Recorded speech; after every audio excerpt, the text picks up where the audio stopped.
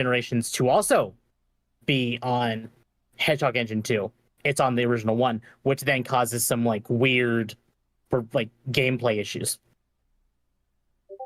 I honestly would have preferred Shadow Generations to be its own game and to be a little longer. I mean, it could have definitely been, because like, isn't it like about the same length as regular Generations? No. No. Oh, was it like a little bit shorter or what or something? Yeah, I would equate it definitely to being like the Bowser's Fury. I don't know if I would have wanted Shadow Generations as its own game, because it was also being released, if I recall, for an anniversary. It was also like, so I mean, there's a lot to be said for whether or not Shadow is going to be able to carry his own game after the single Shadow the Hedgehog game that people got that wasn't good. The people didn't like it. I like it, but like I don't know if Sega's willing to take that risk. I think they probably did the financially feasible move. Plus, HD remasters and whatnot always do numbers because people, they're locked to old hardware, things like that. Yeah. So yeah, I mean, I think I'm glad that we got what we got with Sonic X Shadow Generations. That's fair. Wolfie, thank you for the raid. How was your stream? If I maybe a counter argument to Shadow Generations being its own game, they should have added a secret ending like Adventure 2, Heroes. That I think you finish both, and you could have had a Super Sonic and Super Shadow thing against like Black Doom, Time Eater, some amalgamation thing. Yeah, going back to the Eldritch Monster roots.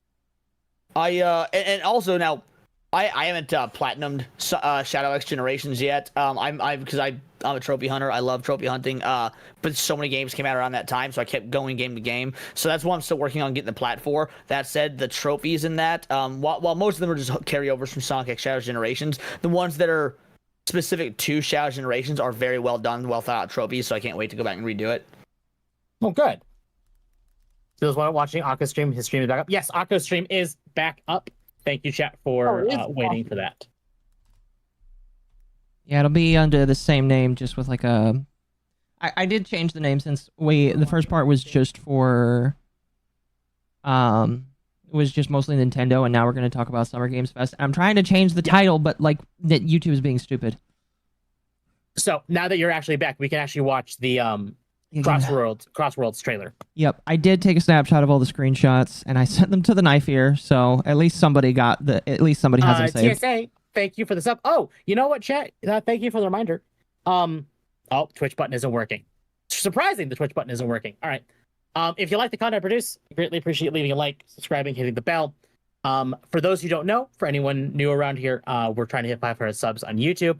And if we hit 500 subs, I have promised chat that I would play Resident Evil 7 for the first time. So let's get to 500 subs. Interesting. So I'm awful with horror. Like, I cannot do horror for the life of me. Yes. So chat basically said, hey, play Resident Evil 7. So I made it a sub goal. As someone who, again, if you ask about top 3 video game franchises, it's Resident Evil, then Sonic, then Legend of Zelda, and I've got very mixed feelings on Resident Evil 7. As someone who's been playing Resident Evil since literally the first game, so I actually did a stream because I did a test stream when I webbed and reloaded my computer. I had to get my sub set up, and I told chat, hey, when this is done, we'll try playing Resident Evil 4. Playing Resident Evil 4 on PC kind of sucks because it's so slow because it's actually an outdated version now. So, like, the tank controls feel really sluggish. I streamed that for 4 hours today, the original version of Resident Evil 4. I think you were dead wrong. That's fair. I also didn't play it growing up, so I maybe don't know some of the quirks behind the game. I think the game has aged beautifully. I'm actually very, very disenchanted with the remake. Tap with the announcement of Grounded 2. Would you like to play Grounded 1? Chat, Grounded 1 stream is happening. It's getting all of our schedules to work up with that. But it is happening. Yeah, Temp's also terrified of big spiders, so we're going to make him push I'm dragging Akko and Ava into that with me because I hate spiders. It's more like we're dragging you through that then. Yes, exactly.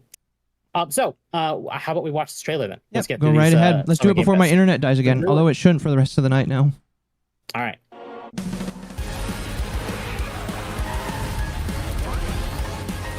So this actually looks really good. Like, Oh, yeah. surprisingly well done. My buddy was he got access to Mugen Lord, if you know him, got access to closed beta, and he really enjoyed it. Oh, yeah, yeah, yeah.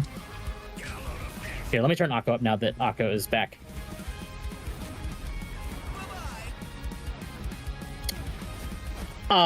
My big thank God for this is they're bringing back Extreme Gear. It does not play like the Extreme Gear, though. It's effectively Oh, really? skin parts. And So I'm guessing it's going to be like the motorcycles in Mario Kart. Oh. Very possibly, yeah. That's one of the things that some people are complaining about. To me, it makes sense because you're not going to do a whole new code and everything just for Extreme Gear. There's my boy! That is a good reason to just play this game. Wow. So yeah, I don't know. I Sega has had an unfortunate time always releasing a new Sonic racing game around a new Mario Kart game and just failing miserably. Yeah, but I like, think Sonic racing games have usually been better. This is very true. But we are in an interesting position now where oh my gosh, I Mario- forgot that there's Minecraft in this as well. What the? there is Minecraft, yeah.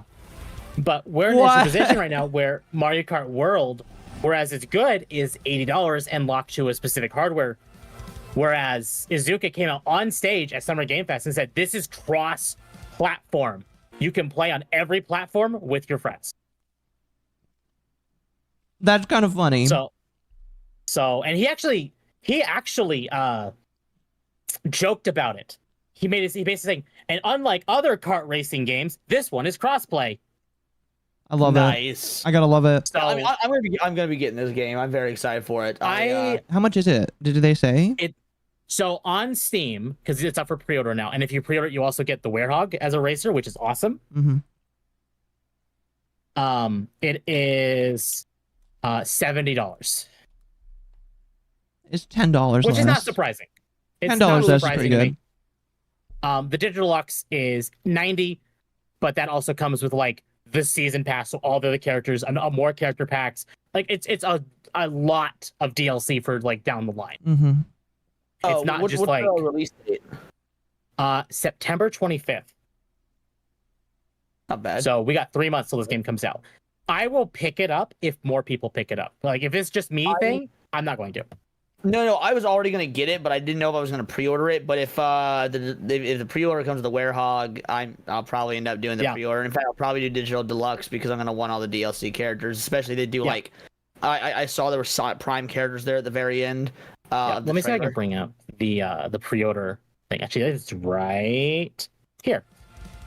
So yeah, like you get the Digital Deluxe, you get the Sonic Prime characters, so Rusty Rose, Nine, Pirate Knuckles. And pre-order, you get a Werehog cart, like a Werehog emblem, and the Werehog as an actual racer.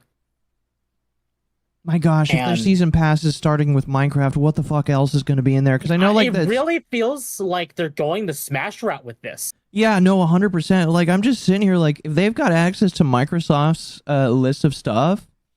That means maybe we'll get the character we should have gotten Smash and we didn't get. Which Spyro the Dragon. Oh. Maybe. Or Crash Bandicoot. I was going to say that. Look, Crash is great and all. Spyro. My one, and this is a big one. We also have the new Sonic TCG. It's just a digital thing. It's not physical, thank God. But that's been leaked that Sega is doing 3D assets of even old characters from like the Archie comics that they have access to, like the Freedom Fighters. Yeah, I heard that Sally was part of that. Sally was leaked in that, yes. We haven't seen her yet, but she was leaked. And I'm wondering, because we already know through leaks of this game that Tangle and Whisper are playable in this game. Really?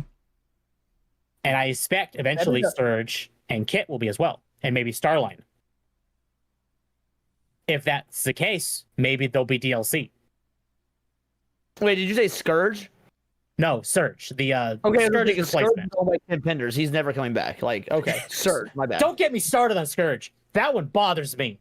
because Pender should not have rights to an evil version of Sonic. And then Flynn made Scourge. I agree. Anyway, So Pender should just suck a dick with Scourge, but whatever.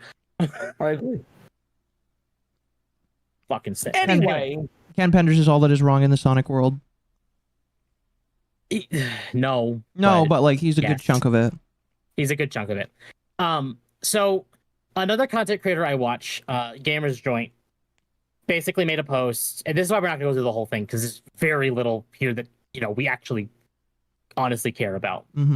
But some really key highlights from some State of Play, Summer Game Fest, Xbox Showcase. Resident Evil 9 being like one of the top ones. We could look at that one. Let me bring up the trailer for that. Yes, let's do the trailer because your boy gonna get autistically.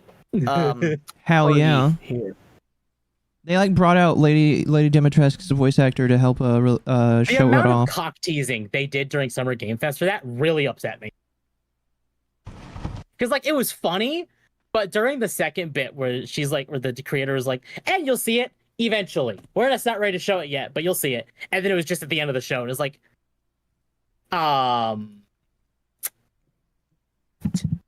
why? I'm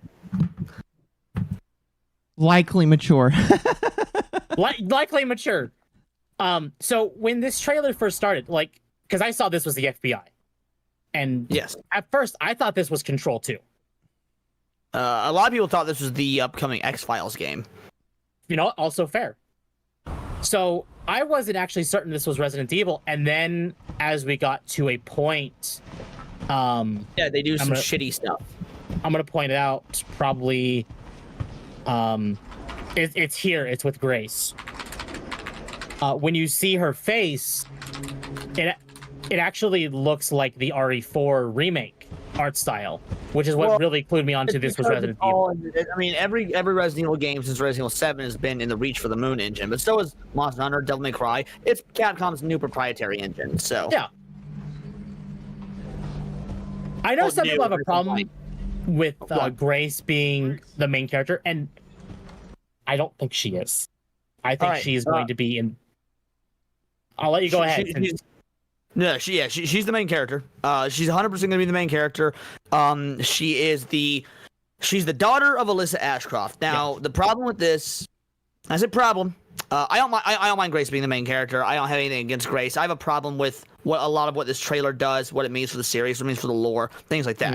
Alyssa was a character in a PS2 spin-off series called Outbreak 1, Outbreak 2.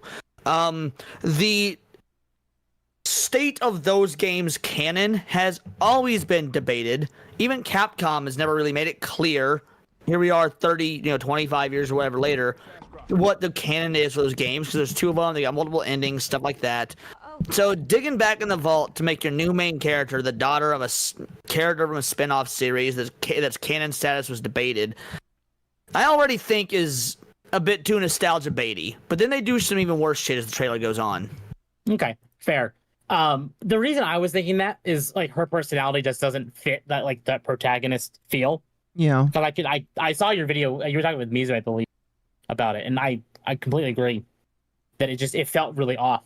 But then you go back to the leaks where it was at first it was Leon and Jill, and then we took Jill out, but Leon is still involved. Yeah, there's rumors that Leon's still involved, and maybe he is, but if he is, this is So her, as far as the main character that you were, status that you're referring to, she doesn't have the same sort of character archetypes. Unfortunately, Resident Evil, in my opinion, got rid of that starting with 7. So she actually does sort of fit in line with the 7 and 8 style characters they were writing, which I think are bad ways to write Resident Evil characters. I mean, I hope I'm wrong about this game, by the way, chat, because I know a lot of people are very excited for this.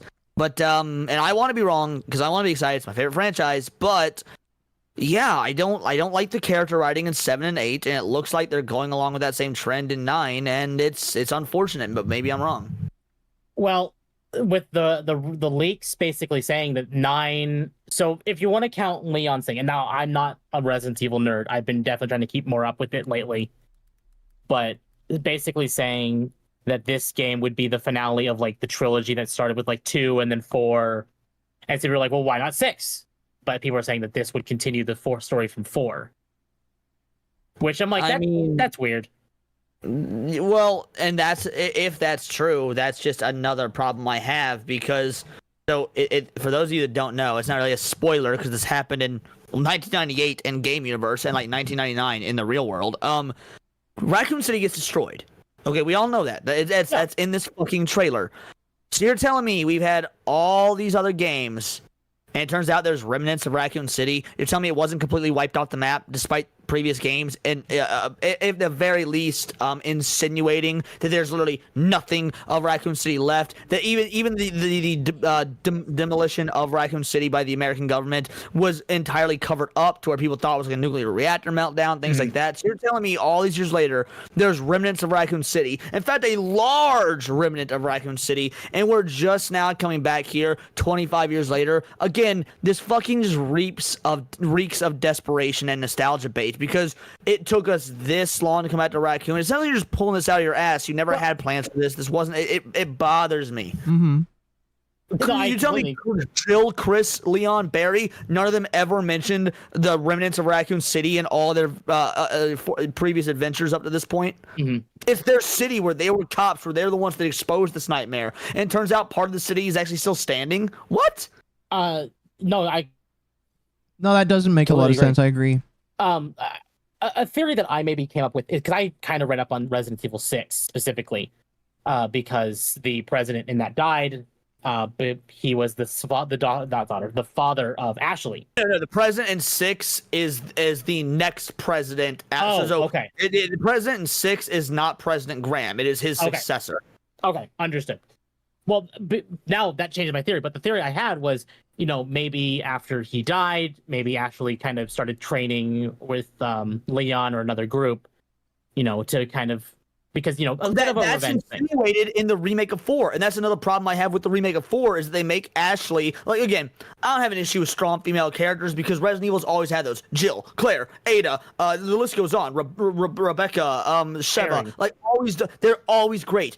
But Ashley is a pure damsel in distress. She was a 19-year-old college girl who was abducted in a foreign fucking country. Like she is not supposed to in any way, shape, or form be a strong female character. So when the remake of Resident Evil 4 comes out, and she is a lot more capable than she was in the original, and there's even lines of dialogue where she's like, "I think I'm gonna follow in your footsteps, Leon, and I'm gonna become an agent like you. I want to get stronger." And Leon's all like, "Seems like you're strong enough, kid." As opposed to in the original version, she propositions him for sex, and he turns it down. Like, they completely, and they actually took this character that's a genuine damsel in distress, and even that they couldn't help themselves but girl bossify. So you might be onto something. They might be doing that. But again, to me, if they do that, that just reinforces, the remake of Resident Evil 4 is now the real canon as opposed to the original game, which is a way better story. Resident Evil 4 remake is a good game, but it's actually a shitty reimagining, remake, or whatever of the original story. It bothers me.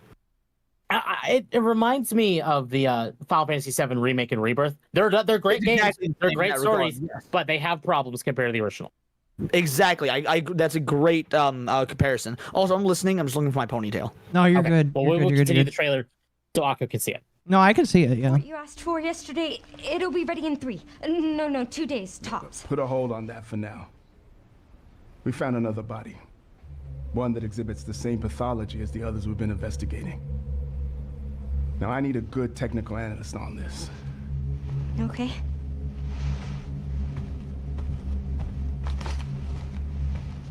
I need your eyes on the crime scene. The Renwood Hotel.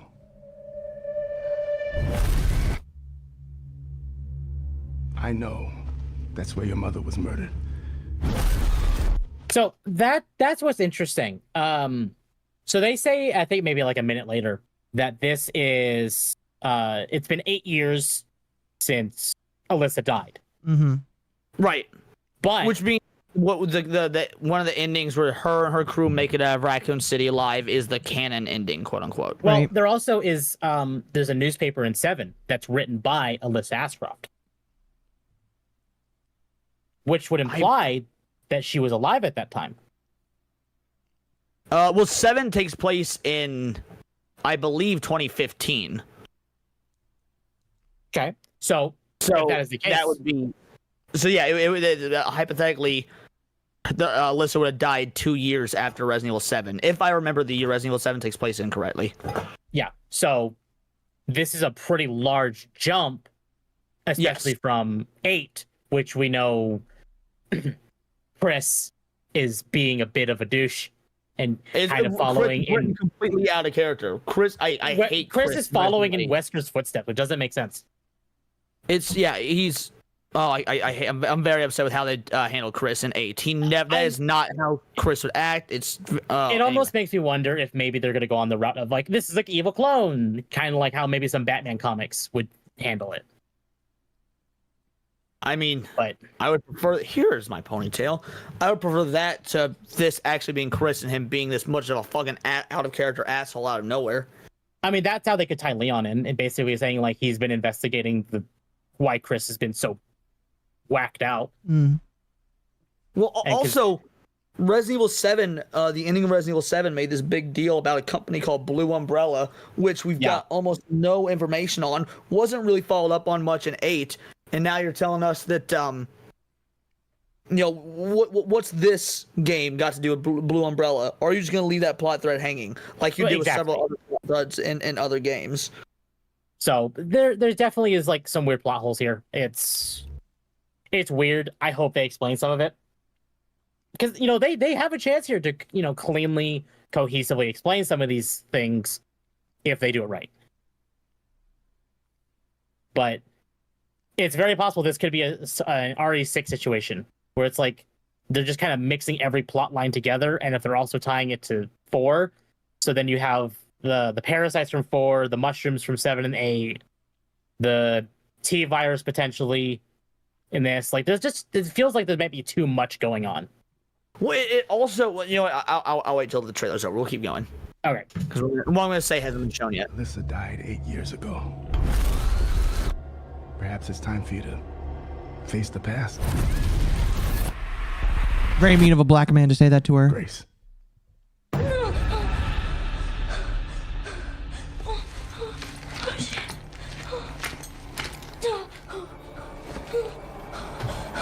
What is this? Hey!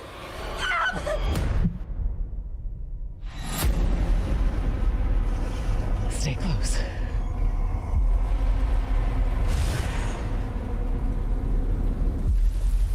They're coming. I know now that you're the one that I've been searching for. Special one. The chosen one. All right, so pause real quick. The going theory right now is that this dude is trying to make some sort of virus, and he needs somebody who is immune, who's got virus antibodies in them, and he's the one that killed Alyssa. He was the serial killer because Alyssa got infected some point in Resident Evil Outbreak, but she has the antibodies, so she was one of the very few immune, kind of like how Jill is. Which, by the way, being immune to the virus and having that's all fucking retcon. That's neither here nor there. So they're saying that since Alyssa's dead, this dude is after now her daughter because she would hypothetically be carrying the same immunity antibodies that her mother had. That's the going theory. Okay. But I don't like that because this makes it very much true crime-ish, which Resident Evil has always been sci-fi horror. People need to understand that Resident Evil is not just a horror game, it is sci-fi horror. It has always been about man-made scientific inventions going awry and the normal humans overcoming insurmountable odds to right the ship, expose government corruption, things like that. Like Resident Evil has very sci-fi themes. So by making it very true crime-esque, like you've got this serial killer dude or whatever here, I think just robs from the identity of Resident Evil even more. I agree. No, I 100% agree with you there. Now, I did hear some theories after the trailer came out, and you might have noticed, I don't know, that Leon is actually heard in the trailer.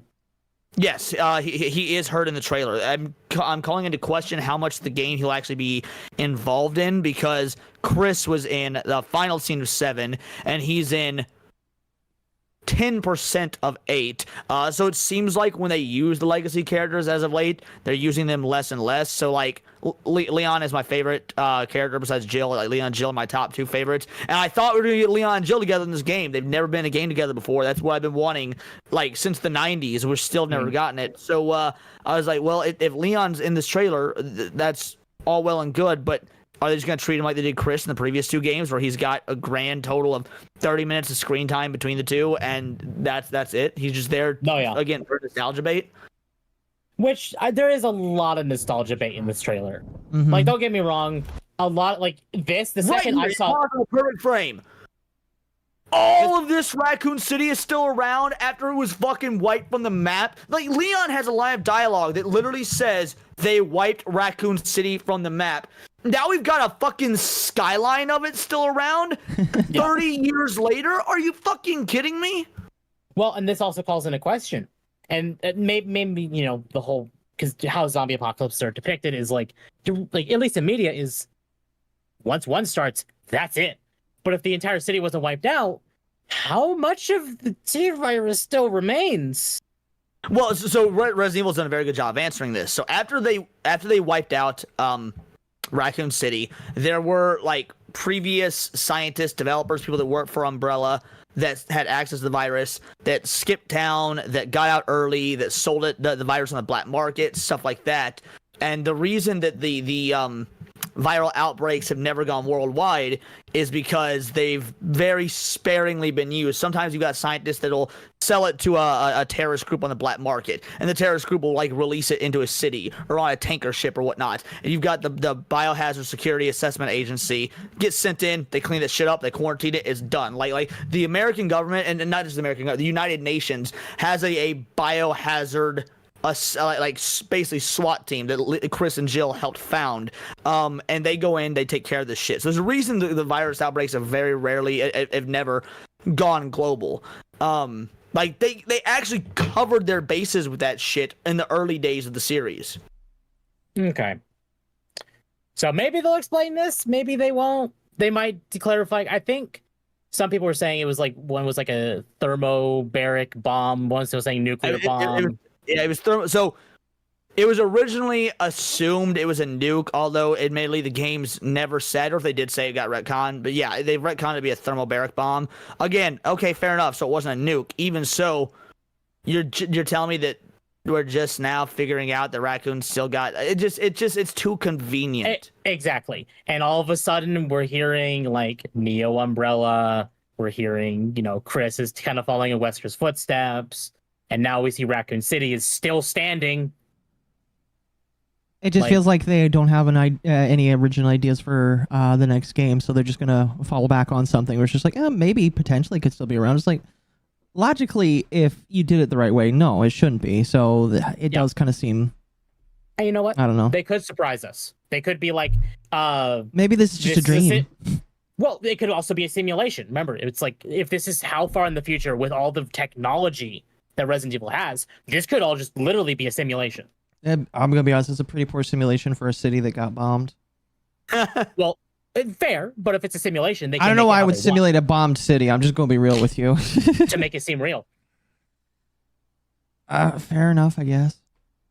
Because if the point of a simulation is to make you believe it's real, they need to have something believable, so they kind of replicate events that have happened, but make it less impactful, like this case in point. If it was supposed, the entire city was supposed to be gone, if they want to make it impactful but still have it be there as a thing, they could have remade or rebuilt half the city in the simulation, and that's why it exists. But that also depends if that's how they do it, which maybe they will, maybe they won't. All right, well, let's keep going. I've got additional thoughts, but there's a little bit more left. Let's go. Yeah, okay, fair enough. Let's go. Investigating all these strange deaths, huh? We need to keep our voices down. Have you seen the same shit I've seen? Please. Now, obviously, here's the police station. My hope. Everyone's gone. The RP. This is nostalgia bait. This is 100% nostalgia bait. 100% nostalgia bait. Yeah.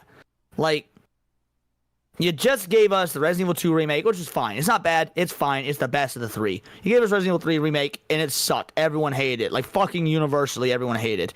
Resident Evil 4 literally has nothing to do with Raccoon City, so it is what it is. You get like you're gonna like that one, you're not gonna like it. It depends on the crowd. is RPD being in fucking Dead by Daylight not enough for you people? You need even more member berries. I just hope that it's here for a reason and not just nostalgia bait. Mm-hmm. That's if it's here for just nostalgia bait, that sucks. If it's here for... I'm sure the reason is, oh, well, Alyssa Ashcroft was in Raccoon City and she left clues, and now we've got to go back to where she was to find those clues. Bitch, what the odds them clues going to be there in this city that was fucking blowing the fuck up? Like, unless they came after the fact. 30 years later. But yeah, no, absolutely. Oh yeah, 30 years later. I don't know. This is gonna have to be a really good story. There is if it's fresh. So.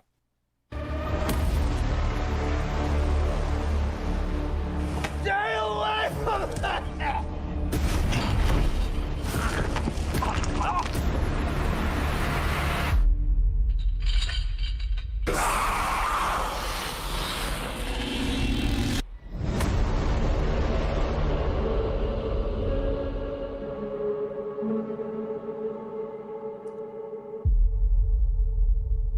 I mean, they're definitely trying to make it scary. I remember when I played Village, and I was just like, because that was my first one, and I was like, yeah, it was pretty scary. Oh, dude. And I know that Village isn't that good, but... yeah, Village was, like, Resident Evil ain't really been scary since 4 has some moments, for people who are new to the series and whatnot. I'll say that 4 is still a horror game. 5 and 6 were not scary at all. So with 7, like, all right, let's get back to being scary again. And 7, they did a great job with it. Yeah. And 8 was like, yo, what happened? You took out all the fucking scares. You did such a good job with 7.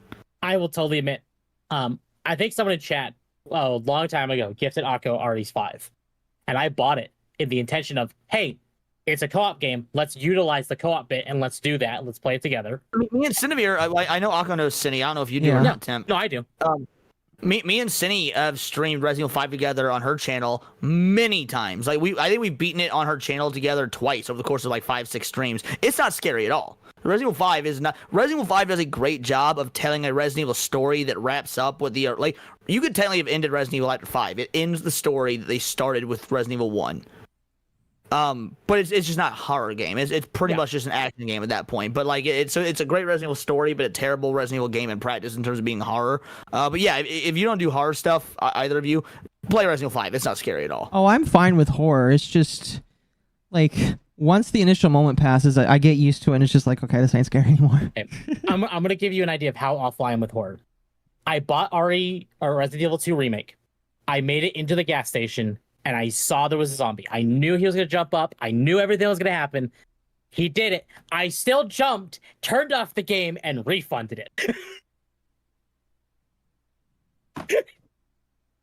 Like, I knew it was going to happen, and it still got me.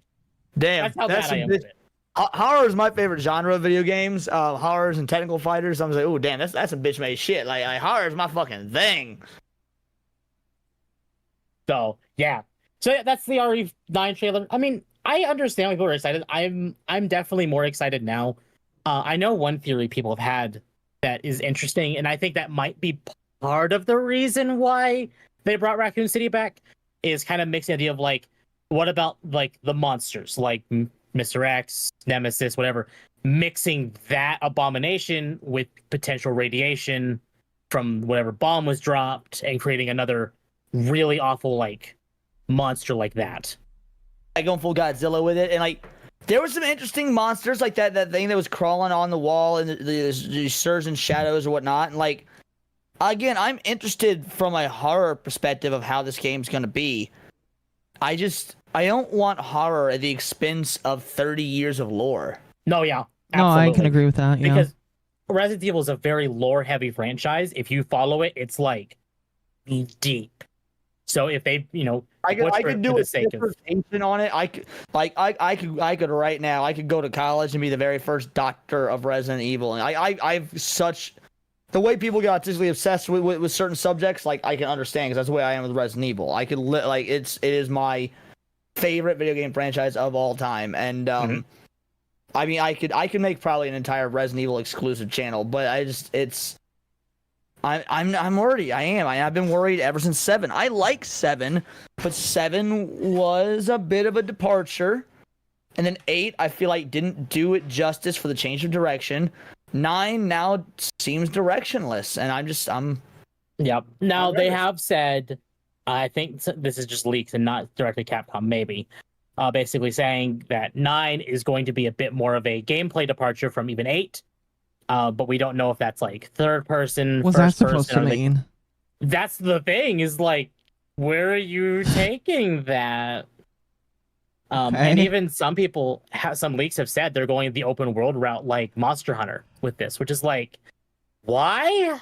That makes no sense. Open world horror, I don't think works. Like No. the Evil Within 2, I love the Evil Within 2 as a story, but it's not as scary as Evil Within 1 because when you're open world, there's no claustrophobia. You're not confined. You're not stuck in certain situations. Like it takes away an element of horror.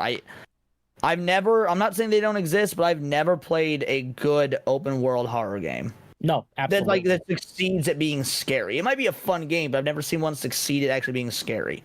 Exactly. No, I completely agree. Which is like, I don't like semi-open world. Like you have open zones, kind of. Maybe I'm gonna use Frontiers as an example. Yeah. You could have like massive giant corridor kind of thing with the horror of Resident Evil and make it work fine as long as it is like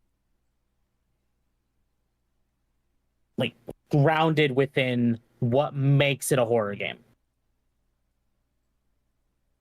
So I don't know. But that said, I won't see any more time on Resident Evil. There's other games we can talk about. My bad. Yep. I just You're good. I get very You're good. You're good. Let's see. What else is there? I'm obviously there's quite a bit. But I think because of the time of night, we can be a little more selective of what we're interested in. Yeah, absolutely. I'm gonna bring up Final Fantasy Tactics then. But Okay. let me just do it this I way. think that one will be interesting. Style Mile says now the guest smoking tobacco. Yes, I am. But I'm also drinking, so you know I'm a little bit tipsy. Not inhaling. Cheers, everyone. Remember, yes, the drug dealer is only for weed. I will also say I do not condone this. Wink, wink, nudge, nudge. Acid and mushrooms are fine too. Psychedelics will always be great. Always in moderation, chat. Exactly.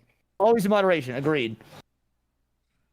So, people have been thinking, like, because we were hearing leaks that Kingdom Hearts 4 already has English voice acting going, so maybe we'll be getting a trailer soon. So when people saw the Square Enix thing pop up at State of Play, it was like, okay, Kingdom Hearts. No one was expecting Tactics. Especially since there was a leak there was going to be Tactics that I cover on my show like 3 or 4 days beforehand, and I thought it was bullshit. Even on my stream, I was like, there's no way it's going to be Tactics. Y'all are full of shit. You're making stuff up. I was pleasantly surprised. This is my favorite Final Fantasy Tactics game. leak Here. I saw was the NVIDIA leak years ago. Why walk this path? And like that was how, especially since There was one that was on Game Rant, like it was the day. Okay, it was the day of the State of Play, and they're like, "Oh, what you might see is State of Play," and it was Final Fantasy Tactics remake, and I was like, "Bullshit!" And then it didn't happen, but then it came later that week at Summer Games Fest. Yeah. yeah, no, well, no, this was State of Play. Oh, was the State of Play? Okay, my bad. This my was bad. State of Okay. Play. It actually was the State of Play then. Okay. Yeah. So, Pirate Nation brought up a Oh wow, post where both versions. That's good. It's both versions. Yeah. Now they do make it clear it is with the War of the Lions translation and not the original PS1. Admittedly, I think people do find the War of the Lions to be better, as far as like the I don't know, but both versions are there, and I do appreciate this. I don't know what the War of the Lions translation is because I've only played the PS1 version. Yeah, I have the PS1. I haven't played it, but I have it. Oh, it sounds amazing. Again, Tactics is the best Final Fantasy game, bar none. The reason why is my PS2 will only go on my TV, and my TV is where my bed is. And when I lay in bed, I want to play a game, but my body's like, no. So I Fair enough. I understand that. So this would be the first time I truly be playing it. The last time I think Square did this was actually Dragon Quest XI, where they had the 3D version and then they had the classic style version. Yep. So I do like this. Pirate Nation did bring up where they said they're making story adjustments, but we don't know what that is. I defended that. I know a lot of people jump to, oh, you mean it's gonna be woke? I was like, well, no. I mean, let's be real. This game was on the PS1. There's translation errors. Some stuff doesn't quite make sense. Like, story adjustments could mean anything, and there are as much as I love Final Fantasy Tactics, there are aspects of the story that probably could use some adjustment just for simplicity's sake, or for not simplicity, but coherency's sake. I'm not willing to jump the gun on this one yet. Well, I even gave because it's being done by Yoshi P's team. I've made a theory of like, we have a Final Fantasy VII crossover thing. It's been there since the PS1 version. Yeah, and they're updating that with the voice actors from the remake and rebirth for Cloud and Aerith. What if we get another crossover? We get one for Final Fantasy 14. We get one for 16. That technically would count as adjustments to the story. Green. So yeah, I'm not worried about any adjustments or anything. Now, let's say the enhanced version does do some fuck shit in terms of wokeness or whatever. Is that gonna be annoying? Sure, but as long as none of that stuff's in the classic version or whatever, yeah, I will still find it to be more. I don't want this stuff at all, but I'll at least find it to be forgivable, and that at least they're giving us the option to play the original non-infected version. The worst I expect is the Type A and Type B genders, which is dumb, but that's what I expect them to do. Well, I don't think that'd be because you don't choose male or female in this game. No? Oh, okay. No, you gotta, at least I don't, if you do, it's been years since I played Final Fantasy Tactics, but I don't, no, I'm pretty sure it's a hard character. Like, you name your character and everything, beyond that, it's always a male. Now, maybe they'll add male, female, I don't know, maybe that could be a thing, but no, you're a male. I mean, Tactics and 14, no, Tactics and 12 are the same world. So, Tactics is a prequel to 12, I believe. Yeah. Now there is a version of 12 in 14, but that version of 14 or 12 and 14 is not canon to 12. Wait, is that where Evilus comes from? Tactics? Yes. So the second raid set is from Okay, fair enough. Yeah. I just looked up to make sure that I wasn't speaking on my ass. I didn't remember. Yeah, no, you're a male in Final Fantasy Tactics. Now again, will they change that for the remake and give you a choice? I don't know, but no, you are only in the original Tactics. No, yeah. Okay. So body type AB shit. Yeah. Yeah, I think that's the worst to expect because, and did I grab a post from Grumps? Hold on, let me see if I did. I believe I did. Yeah, here. Let me bring this up. It's finally 83 degrees in my apartment. I'm so happy. Oh my god, that's fantastic. It was like 94 when I got in today. So I was say, that sounds unbearable, but you're trying to get lower. Okay. Yeah. So Grums made this post responding to Scatter V, saying, "Take it best that Square Enix will remove gender from recruiting characters." Grums responded saying, "If they do that, I will definitely talk about it, as well as the changes they hinted about the story. I can always replay the original. I don't have to give them money." This comment is what caught my eye. From Strife Style RPG, "I'm still looking for this distrust of Square. Authenticity over politics. Racial identity, current American ideological politics over authenticity equals woke. That has always been the gist. Square always chooses authenticity over politics, and no one has given me any examples of otherwise. I know Western branch is taken over by activists, but their main branch doesn't even care. It's the activists that tell them what the West want, and they still choose authenticity. All I'm saying is we can support the devs while complaining about the Western department, or someone can tell me what the source of this much distrust and hate is." And well, I agree. I can tell you right now what it is that there's two things. One, Square Enix, whether it be the Western branch or otherwise, it's still having hired Sweet Baby Inc. Yep. It's unabashedly true. Square, now, did they use it on Final Fantasy? Actually, that's never been proven. Odds are they actually used it on Forspoken, not Final Fantasy. We're pretty sure. So Forspoken, I'm sure, is guaranteed. It's whether or not they've used them for any other projects, Final Fantasy remake, things like 7 remake, things like that. So, but Square Enix has in fact hired Studio Inc. The other thing, Square Enix has been funded by BlackRock and does have ESG departments, even in its Eastern branch. Yes. I've shown on videos before. Go to the actual Square Enix of Japan website and go into their About Us section, and they have entire, even in the Japanese sections, on their commitment to ESG. Yep. So yes, Square Enix, Capcom, Sega, Bandai Namco, the list goes on, have gotten investment from BlackRock, which is the company that goes in to make shit woke. So again. I'm willing to give benefit of the doubt in a lot of instances, so I get what STG is going for here. But when he says no one's been able to point it out, either people aren't as good at this as I am, or the more likely scenario, he's willfully ignorant. Because I'm sure there's a lot more people than me who have pointed this out. No, absolutely. And I actually recently played Rebirth for the first time because it came out into PC back in January. And when people were talking about the Gold Saucer specifically, when Rebirth came out, saying, oh, you'll commonly see two guys together. That doesn't mean they're gay. That just means it's two guys together. Yeah. Give me evident proof that these characters are actually being gay with each other. Also, gay shit doesn't inherently mean woke. Anime got gay shit in it all the fucking time and has Yeah. for as long as like it's now.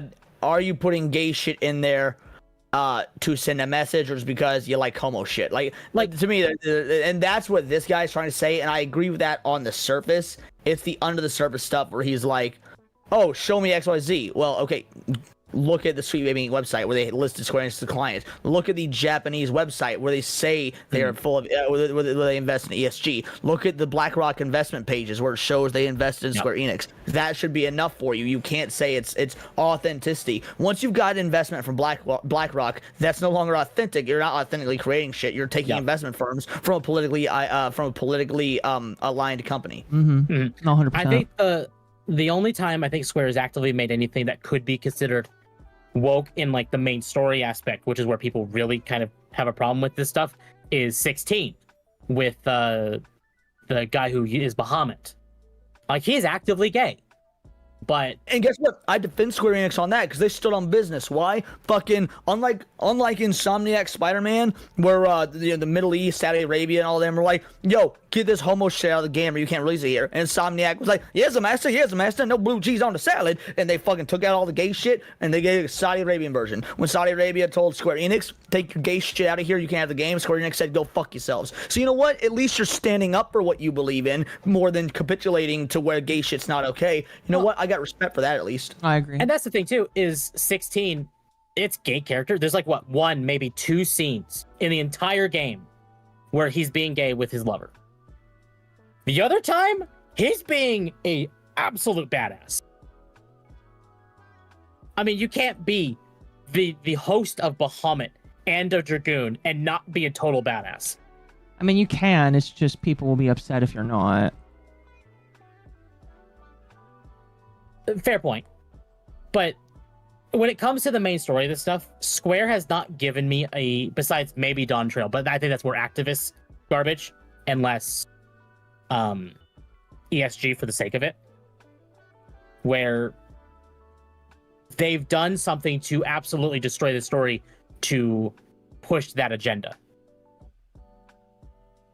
So What were you gonna say, Mama? Because he and I went on a tangent there for a bit. You kept trying to No, jump in. no, My you're bad. What were you good. trying to say? I'm gonna be honest, I forgot, but it's okay. It's totally all right. But anyway, I do think that Tactics looks really good. I guess we'll just have to wait and see really what it's gonna look like when it comes out. But as of right now, I don't think that I'm not too worried about it. It basically is what I'm trying to say. Granted, because it's one of those like turnstile RPG games, I'm not quite sure if I would enjoy it just because I'm not into our turnstile RPG games as much as everybody else. No, yeah. I think Square is also saving face here quite a lot because the price of it, if you just wanted to buy the base version, it's $50. Really? Yeah, it's 50. That's pretty So that is another remake or remaster that is not the typical 60 or 70. And not only is this a remake, it is also a soft remaster because they're including the original game on top of it. Uh-huh. So this is very unprecedented, and I think maybe this might have been influenced by Oblivion. The pricing? Nah, this is in development way before Oblivion. I don't know about before, but I mean the pricing. Oh, pricing wise, you might be onto something. Yeah, fair enough. My bad. Not like the gameplay, but like the Okay, price. yeah. Sorry, I misunderstood. Because like Oblivion was like, for all intents and purposes, it should have been 60 or 70, but it was 50. Right. So, I don't know.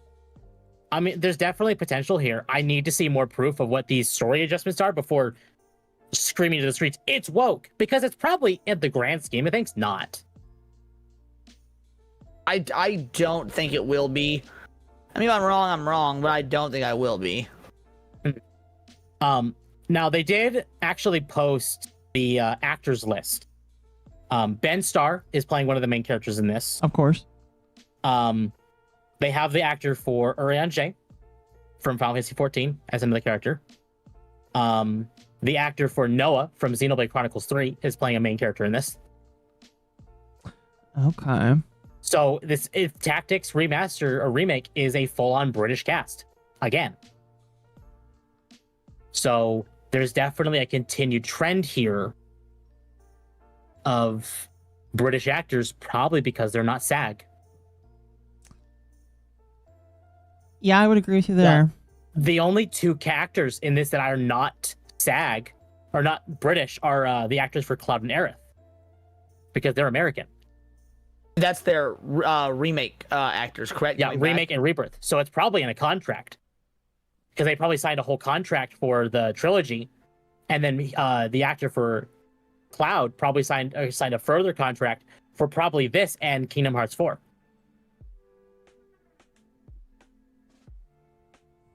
It bothers me that we're getting a Kingdom Hearts 4, but that's neither here nor there. There's too many Kingdom Hearts games in my personal opinion. I thought, when I first got into it, I was just like, oh, there's like 2 or 3 games, and they're like, no, and I'm like, No. I got into Kingdom Hearts 2, and I've regretted it ever since. I got into Kingdom Hearts with technically hearing the announcement of 3, and I've played most of them now. I jumped in at 1, and then I got halfway through 2. Now, granted, I played 1 on proud mode, because I was told that I had to play it on proud mode, because that's the way that winners play. And I was like, okay, I'll play it on proud mode. And then I played proud mode on 2, and I stopped playing just because I got bored. Man, so I got Kingdom Hearts 2 for my birthday one year. The year it came out, I don't remember what year it was. But like the if you guys remember, the PS2 case is like silver, and the Roman numeral for 2 is blended in. Mm-hmm. So my dad thought it was the first game, so he didn't know he was getting me the second. So I started with the second. I really liked it. I beat it. I loved Kingdom Hearts 2. I went back to try and play 1. It's so slow in comparison. I wasn't a fan. I played a bunch of the games afterwards, and I didn't jive with them like I did 2.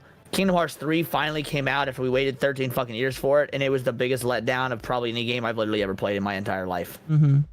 Like, it did not live up to the 13-year wait. It was so bad. I've been told the gameplay is good, but the story is meh.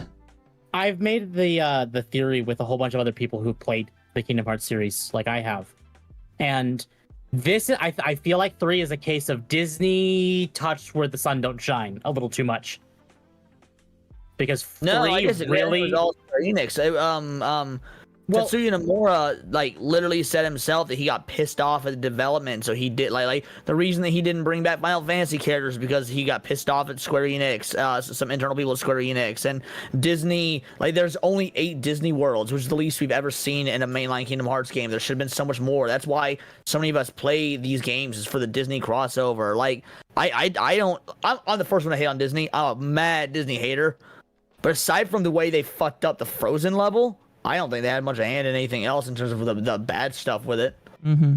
See, the only reason I'm not sure how much I know about that, but the fact that we had basically no Final Fantasy characters in 3, and then we had some of them in the DLC after Nomura acknowledged that Kingdom Hearts needed Final Fantasy characters, and he already stated 4 will have a much heavier emphasis on Final Fantasy than 3 did. Yeah, well, yeah, but it wasn't Disney that said no Final Fantasy characters. It was because Nomura was infighting with several of the other team members at Square Enix, and so as a fuck you to them, he pulled them out. Fair. Like, Nomura can say whatever he wants. Now the game's been out for years, but when it released, he said he pulled the Kingdom Hearts or the Final Fantasy characters as a fuck you to Square Enix. Fair. Really? That's crazy. Yeah. I mean, well, I kind of get it, because Square at that time was definitely in a kerfuffle with its upper management. Like, I think they were bouncing between CEOs for like a while, like rapidly. I mean, a lot of they have been, and I feel like just only now they've been slowly recovering. Maybe. I kind of like the new CEO. He is very much a giant nerd and wants to make nerd games and not just activist shit. In fact, last year, because Final Fantasy does Final Fantasy or the Fan Fest for 14. And the new CEO, he had been the CEO for like a month, maybe 2 months. And he came up on stage and he's just basically saying like to Yoshi P, it's like, I have to approve stuff, obviously. But when it comes to this game, you don't tell me. I trust you to do your job. Don't tell me I want to play this as a fan of this game, not just to be a higher up. I remember that, play yeah. this game for fun. So the fact that he is just as much of a nerd as the rest of us and wants to play these games means he also probably wants the same kind of quality stuff we want as well. Yo, Jazz is in the chat. Sorry, I didn't mean to cut you off. What up, Jazz? You're I see good. you, brother. Good friend of the show, Jazz. Hope he's doing good. Jazz is actually my guest for a Countercast tomorrow. I think he told me something about that. Yeah. Yeah, I love. I've only met him once. We streamed together once, but he was a fucking sweetheart. I adore the man. Yeah. Anyway, nice to see you, Jazz. As for Jazz's comments, though, Cloud's backing 4. So there was a leak, I think last week about 4, where Cody Christian, the actor for Cloud, basically said he was, going back in the studio voicing Cloud, which felt really weird since we're probably not getting the 3rd remake game until 2027. So why is he recording them now in 2025? That doesn't make sense. People then jumped on the train of saying, oh, this is probably for Kingdom Hearts 4, because we got another leak that they're already starting English acting for 4. I'm not so sure much about that rumor anymore because we know Cloud is in Tactics, and they've already said he is voicing Cloud in Tactics. Mm-hmm. So that's what that probably was for, and not for Kingdom Hearts. But Square has also been on a they've had a hard-on for 7 for a while now. So I would not be surprised if Cloud was in 4, or because of their major need for 7. I guess we'll see. Anyway, so this was the other biggest announcement besides the Persona 4 remake. And reveal. this is the ROG Ally, Xbox Ally. Yes, this one's very Persona 4 important. reveal? When was that? That was today during the Xbox showcase. God damn it! I missed the Persona 4 remake reveal. It'd been rumored for a while, to be fair, because of Yuri Lowenthal's statement on X last week. But like, yeah, like when he mentioned that, it was just like, no, it's definitely coming out. Yeah. I expected that during Summer Game Fest, not during Xbox, but Atlas does have a fairly good relationship with Microsoft, so that makes sense. But we'll watch that one after this one so you can see it as well. But this announcement wasn't as big as the Ally X. Like, that was nice. The Ally X was interesting, but there was one more thing in here that I think caught people's eye a little bit more than a gaming handheld. And I'll point it out when we see it. This is really weird feeling, I'm going to be honest with you. Yeah, it is. It's like this is a case. I knew this was a gaming handheld, but it's a weird trailer. It makes me feel weird, I'm not going to lie. the old PS3 trailers. Yeah, I remember those. Those ones made you feel weird too. Yeah, they did.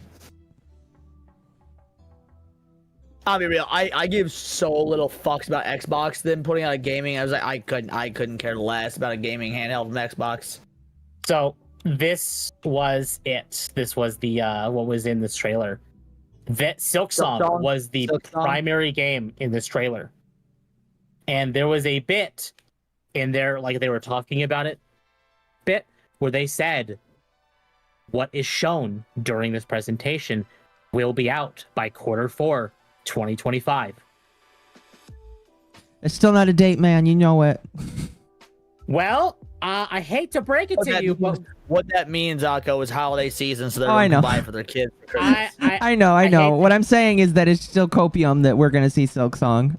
Until I actually see a date, I'm going to say that Silk Song is never coming out. So I'm going to counter that. We actually got something today on top of this. Okay. This is from... Oh, is it? Sifting through a lot here, man. There. So this is from a developer from Team Cherry today in their Discord saying Leth is confirmed Silk Song is releasing before this holiday in Discord. Okay, but and like, which holiday? Could it be next decade's Holiday? Holiday time is what Microsoft said. That means Q4 because you have Halloween, you have Thanksgiving, you have Christmas, and you have New Year's. Q4 is holiday season. I know. I'm just pulling on your rug because it's just like everybody's like, oh, Silk Song could get announced, and it's just like, we know it's coming. Nintendo I confirmed know it's coming this year. I know it's coming, but it's just like, What I I'm will saying joke here, though, forever is until it is in my hands that it's not coming out. This says likely Q3. So next quarter. My guess is September. Potentially. Why is there a pregnant man emote in there? Don't worry about it. Discord's weird. Ignore Discord. Is that like a default emote in Discord? I think it is, yes. Goddamn Discord. I know. But And no, actually, like. Oh, Go well, ahead. I'm sorry. No, you're fine. Go ahead. I was gonna say that this is one of those times where like I'm glad I never got into Hollow Knight because I know what it was like to have the 13-year wait for Kingdom Hearts fucking 3. So I know there's been a very similar mentality for like Silk Song. People have been wanting it for like what, like 7-8 years now, whatever, however long it's been. So I hope you guys get what you're looking for. By the same token, this one doesn't affect me. It's on my okay. I played Hollow Knight for the first time proper, like I think last year, and oh my god, I'm glad I did, and it got me more excited for Silk Song. It's a good game. But fighting the final boss is still very fun. I actually thought about it today, and I made this post on Twitter, saying it's wild to consider we're almost back to the state of the only remaining Copium game release is Bloodborne on PC. GTA 6 has a release date. It's coming in 2026. Silksong has at most a Q4 2025 release. We know Half-Life 3 is in development from the various leaks from Valve's own games. All that's left is Bloodborne. Sorry, Half-Life 3 is not. I'm still holding out for that. That ain't ever gonna be a fucking thing. So, based on the leaks that we've seen, it's actually about 90% done. Yeah, it was about 90% done in 2007. Fair. Also fair. So let me see. The Persona 4 Revival. I just got a message from Magma saying that Amalgamate got permanently suspended on Twitch. What did she do? What did Amal do? Temp. God damn it, Amal. You're asking what Amalgamate did? She literally sung the new Kanye song on Twitter. Oh, no, that would do it. I don't think that's what did it, but like that's one of the things that she did. Well, that's based. She had a white woman moment. It's fine. So, the Persona 4 announcement was only 42 seconds long. And at first, I didn't think that's what this was. Because this looks, fine. This does not look like Persona. And then this. Well, no, it does. But it looks like it could be anything Japanese. Yeah, and then they showed the TVs. And that was what confirmed it to me. What this was.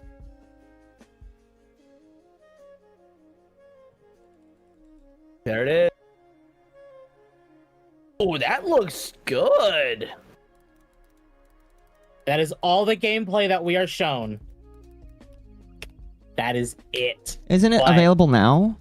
No, God, no. No. We don't even have a release date. If I had to guess, right about this time, for 2023, I believe, is when we saw the Persona 3 Reload announcement. So I'm going to take a shot in the dark and say this is March. Okay. Yeah, this is something that we knew was going to happen. The only issue is, what are they changing? Yeah. Well, okay. I will admit, Atlas has a bit of a Square Enix thing as well, where if they have weird stuff that we don't like, that's more modern audience oriented, it's usually a background character, like a side thing you might just notice. Mm-hmm. But main story stuff, they don't usually tweak it. Outside of the actual narrative, maybe they'll tweak a voice line. Maybe they'll tweak like, the localization will probably absolutely be borked in this. Let's be real. There's gonna be some fucky localization. Yeah. Exactly. And that's why I'm thinking it's like Atlas proper, probably going to leave it alone. Atlas localization, on the other hand, It's a different story. Different story. Yeah. Obviously, they're probably not going to change much, except for the ones that everyone's talking about, Naoto and Kanji. Now I wonder. Naoto and fucking Kanji. Yay. You know, I'm looking at Atlas West X account right now, and they don't got the Flaggit colors. Well, that's good. Really? For Pride Month, no flag. No rainbows in the no rainbows in the profile picture, nothing in the bio. So here's the problem, Chad. This is why Persona 4 has been a hot topic for a remake. Is if they change the actual stories behind Kanji and Naoto, that will literally be the death of Atlas. Or at least they will have to go under for hide for a while. Nothing on their Japanese page either, which is less, Yeah, that's not surprising. It's the Western one that's more surprising. So. Oh no! Wait, I see it. I see it. It's right here in front of our faces, looking between the R on P4R. Rainbows. Oh, here. Well, that's the. I know. I'm joking.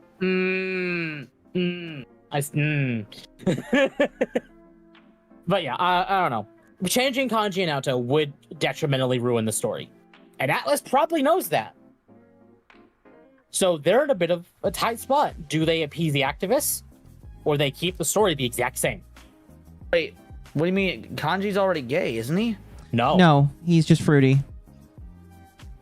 So Wait. Kanji is into feminine activities like sewing or knitting. Yeah, I maybe I just always assumed Kanji was gay. No, so that's how his dungeon lists him out, because if he does feminine, womanly things, maybe he's a bit more gay because of that. But they actually clarified that he's not. He's just into these more feminine activities. Okay. So, could they turn him gay? Sure, but that literally would ruin his story because he's not. Yeah.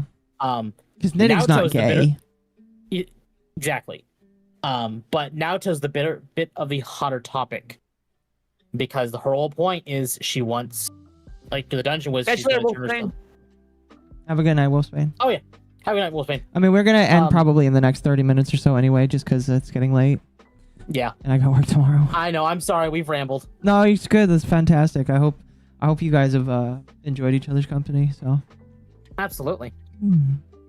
But the Naoto story being the whole she wants to turn herself into a male because men are more accepted in the Japanese society, which 4 took place during 2012, which was a definitely hot topic thing then and still kind of is now. So being a woman in a male dominated space. So Naoto being how she is, she's not going to be respected for being a woman. But the fact that her story is you have to be you. You're not going to be good at this job unless you're you. You're not going to be the best version of you unless you're you. And that's what her story is about.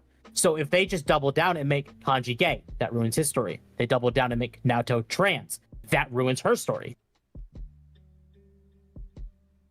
It literally removes the meaning behind their stories. I wonder, because Atlas is owned by Sega. I wonder if we should check Sega's page. Oh, Sega does in the Flaggit colors.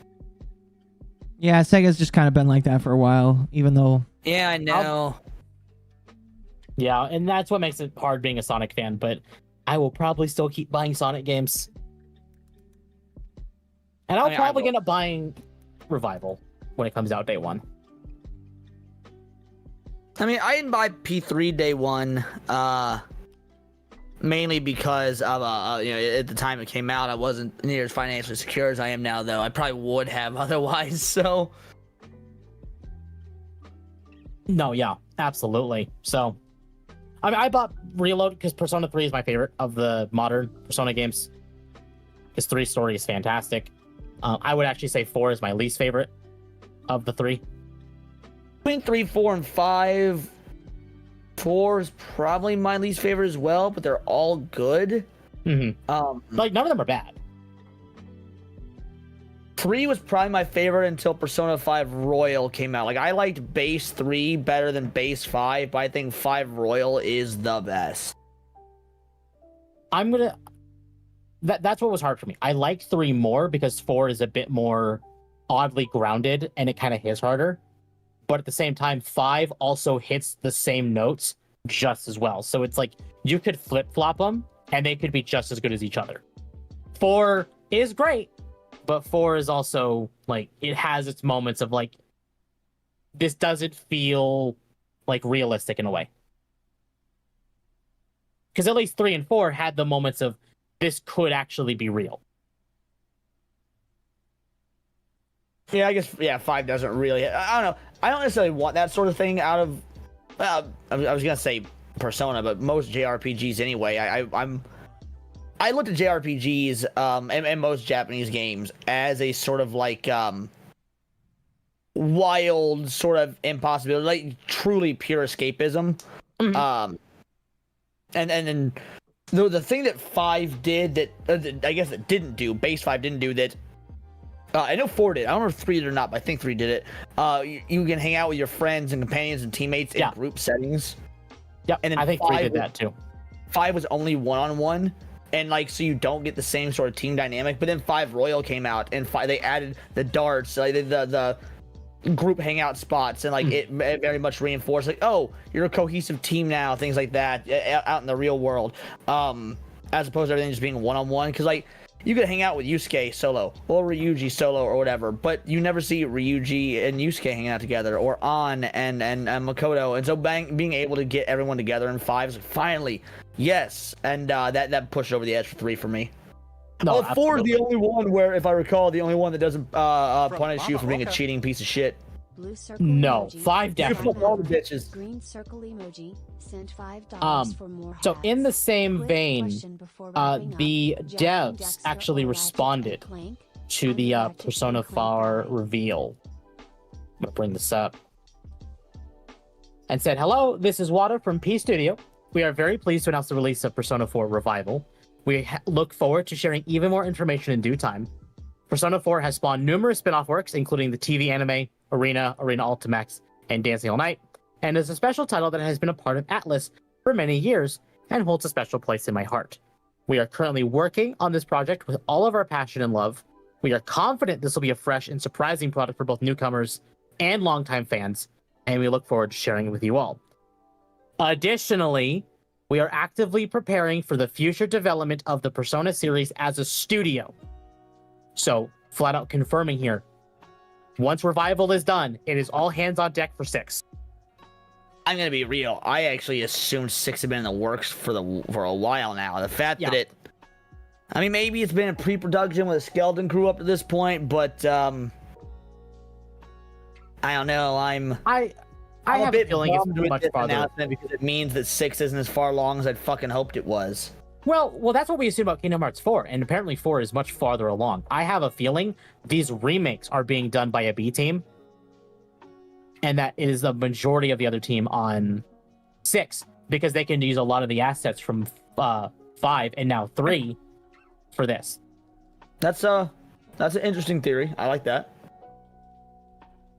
And once this is done, then they can move their B team to either another spinoff or 5 or 6. It's good enough for me. That's a lot more optimistic, so I'll take that. I mean, I don't think we'll see it till like 2027, maybe 28, if we're lucky. But I don't know. We'll see. But We will see, and for sure. But there is definitely some confidence here that the director is definitely sure that this will please both classic fans and new fans. So hopefully, knock on wood, that means they understand our complaints and our concerns.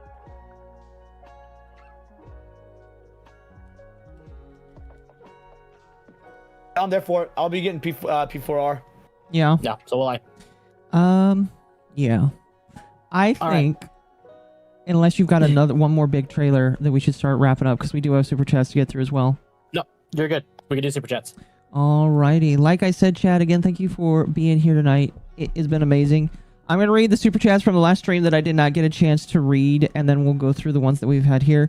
Again, I do apologize about the stream dying. If for those that don't know, my ISP occasionally does work during the night.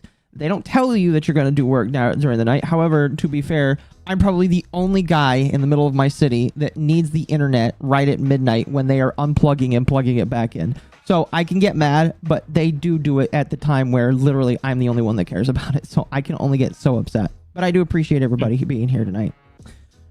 So let me finish off the ones from last stream. Wolfsbane for 2. All my MTG Final Fantasy I bought was from my LGS. Well, that is good. Yeah, don't support... As long as it wasn't sealed, that's good. If it was sealed, then that's still fucking money in Watsy's pocket. But if it wasn't sealed, then good. Yes, pretty much. Mercenary for 5. I sell my magic cards from beta days. I stopped buying when the cards come out bent and as sealed. Meadowbrook was the last time I got anything. Ninja been playing since beta. Mad fucking props, dude. Was that back when the cards still had white borders, or yeah, beta is 94, 95, somewhere around there. Oh man, that's a long time ago. I wish I could get my hands on some of those cards, but I know that those are more expensive than... I started playing in, I think, like 03, maybe? Yeah. Man, that's... It feels really weird to say that the 90s are like 30 years ago now. Or almost.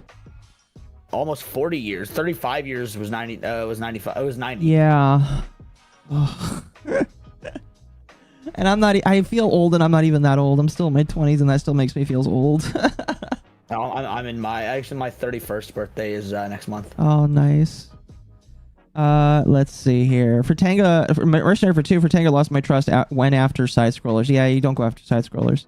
Yeah, for Tanga a fucking homo. Yeah. He just seems like a guy that'll go after everybody if you're even remotely nice to Grums, which... Yeah, Fortenga has Grum's derangement syndrome. Fortenga's an OG anti-woker, like again, like me, again, fucking OG 2014 Gamergate days, and then the anti-woke movement started getting popular, and he's all like, "Oh no, I can't be part of the." Basically, he's a contrarian. He needs to be on whatever the out group is. I see. Let's see. Mercenary again for 2. I'll change my mind if the Switch 2 is pulled from the fire. I guess we'll see. We'll see. It's not on fire. It's had a, what do you mean pulled from the fire? It's had a bonkers good release. Like you might not like Nintendo or the things they're doing or whatnot, but it's objectively true that Switch is at a good release, so it's in a good spot. Yeah, now the public doesn't care, basically. It'll do a lot better when there's more games people care about. Not just because a lot of the games already on it are on PC already. Yeah. Either buying it players aren't like Nintendo is for kids and families and people that are hardcore PC. Like I'm gonna be real. Like I don't care what the public perception is. I care what the hard numbers say. And right now the hard numbers absolutely fucking fine. Pretty much. Pretty much. I mean, it's just like my dad knows all of the issues with the Switch, but he still bought it with the family, and it's just like they want to upgrade because they want to give my mom the old one, and they just wanted something new, and it's just like it's time. Yeah, again, we'll see a lot of sales numbers jump up when we seeing like a 3D Mario, new Zelda, maybe it's new like a Splatoon. Yeah, they don't need to make another Splatoon, man. I'm serious. Agreed. Like after the third one, like I played the third one, and it's just like it was all right, but like they could have stopped after the second one, and it would have been just fine in my personal opinion. Never been a big Splatoon guy personally, but I like shooting games 9 times out of 10. That's fair. I'm not even really big into shooting games. I just like the story for Splatoon, and that was it. And I'm like on the outside of that because I just didn't really like the PvP. Let's see here. Mercenary for 2. That is if Nintendo gets humbled, needs an Iwata. Okay, fair enough. Mercenary again for 5. Game Freak has a game on Steam. Also, if the game industry doesn't go away, it will be forced to transform because the financial system will take a huge hit. I still don't know if we're really in that. We're not. No, like we're in a restructuring. AAA might be taking a hit, but that's it. Indie, AA, all that's killing it. And even AAA isn't taking as huge a hit as anti-woke people, myself included, want to think. Look, Assassin's Creed Shadows turned out to not be the flop we all thought it would be. Like, we might be upset with the quality of games, but a lot of this shit's still doing fine. Unfortunately, it's still true. Yep. Yep, pretty much. I mean, like, it's enough that, like, they are going to make some changes, but, like, I don't think it's in the spot where everything's in the shitter. I think that the people that are saying it's in the shitter are, I don't know if misleading is the right word, but I feel like they're a little too doomered on it or something like that. They're deluding themselves. Yeah. Hey, Akko, hello, Bonnie. Bonnie is one of the people that works rigging on my new model, so they help this new model move around. Let's see. Mercenary again for 2. Ian Flynn should never write for Sonic. Well, we already read that one. And then Wolfsbane for 5. I think Game Freak got disillusioned with Pokemon during Gen 6 as they had to cut like 60% of the game, especially after the magnum opus was Black and White 2. I'm not a Pokemon person, so you guys would have to give comment on that. Black and White 2 is not the magnum opus. Like, not even fucking close, but... Fair enough. And then I haven't played it, so I don't know. Yeah. Okay, fair enough. And then the last one from the last stream, Mercenary for 2. Ian should keeps trying to put his politics in Sonic. Does he really? Ian Flynn? No. Does he really? I don't think he does. Seen that. He puts his politics all over his Twitter and his Sonic podcast. His podcast is stupidly political at times, but in terms of the actual canon, story, comics, characters, the whole nine, I don't see that at all. Yeah. Yeah. Because a lot of that's Sega. Sega's very protective of Sonic. Oh, they should be. I'm glad they are. All right, onto this stream. Mercenary for 5. Gosh, I miss the days video game companies trash talked each other. Yeah, they don't really do it anymore. We saw that at SGF on Friday when homeboy behind Splitgate came out and started talking ridiculous shit on Halo and Call of Duty during his Splitgate 2 presentation. No, yeah. Yeah, he came out. He's like, we made Splitgate because we were tired of the fact that Call of Duty and Halo suck now. Like, and people were mad at him for wearing like a "Make FPS Great Again" hat. Yeah. Did he really? We're going to talk about that on my show tomorrow, actually. He apologized for the pricing of the game because apparently Splitgate 2 is egregiously expensive. So they're listening to players. They reduced the prices and they said, "Look, keep giving us feedback. We're happy to listen."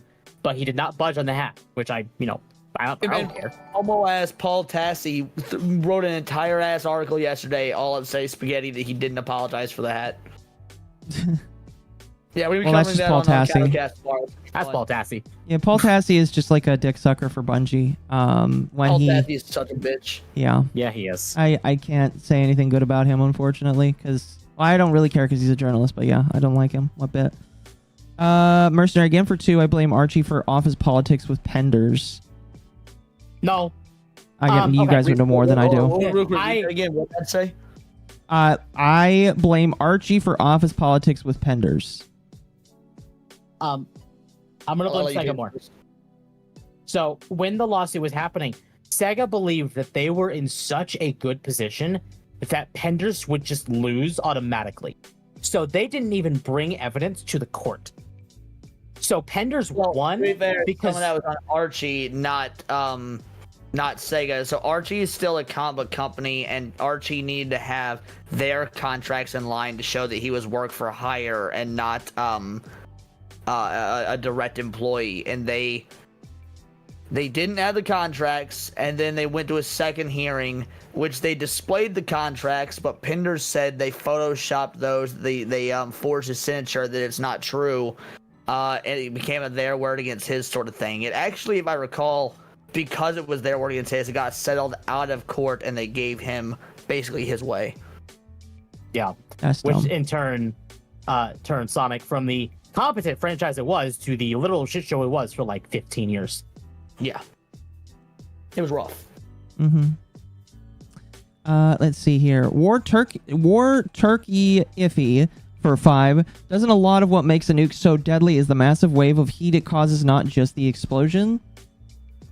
I think that with a nuke it comes with the aftershock, and that's also what's probably most deadly. Oh yeah, there's a lot of variables. You got aftershocks, you got radiation, you got heat, you got the explosion itself, you've got concussive waves. Like there's layers to what makes nukes so fucking deadly.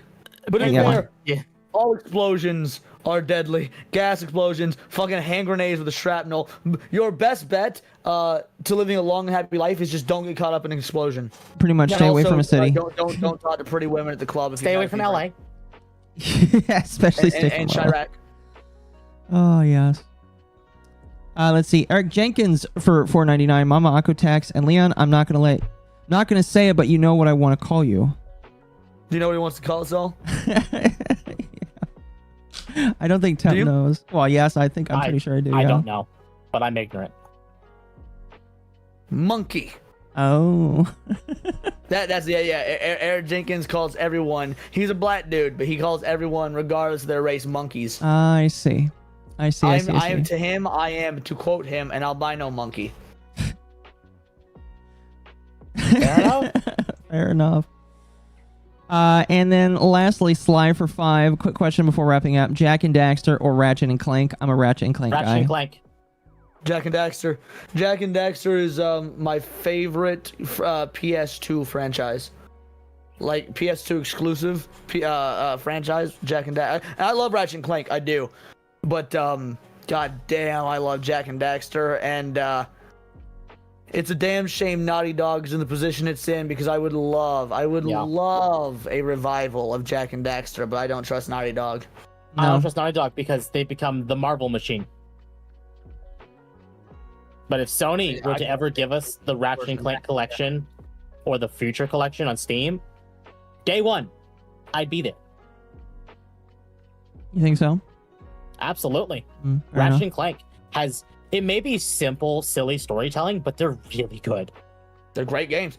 Like again, while I like Jack and Daxter better, I'm a fan of both. I love both. Ratchet and Clank Going Commando is like that's top 5 PS2 games for me. But like Jack 1 and Jack 2 are both top 5, and then you got Going Commando, and there's probably gonna be a couple others in there. But like I mean again, I love both. But Jack and Daxter, I think it's my.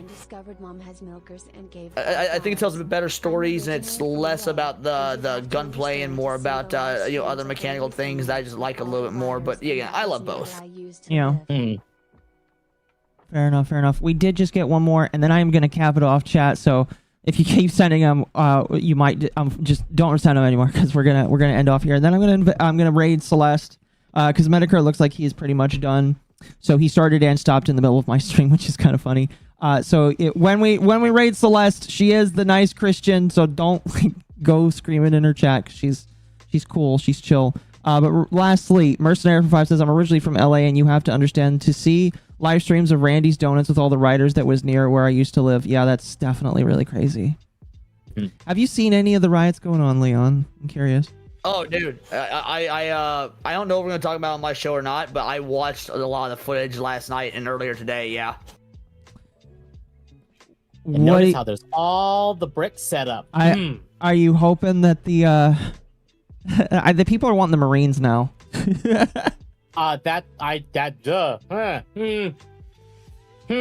getting that bad. That'd be bad if we got the Marines, because that means American soldiers on American soil. Mm-hmm.